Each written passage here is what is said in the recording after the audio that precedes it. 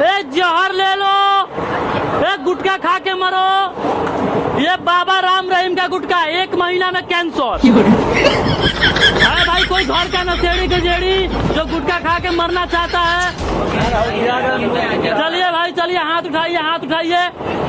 किसी की भी गर्लफ्रेंड ने धोखा दिया हो, कहीं नहीं जाने का, मरने का शौक है तो मेरे पास आने का। चलिए भाई कोई हाथ उठाइए, कोई है घर का नशेड़ी गजेड़ी? चलो हाथ उठा दो बड़न।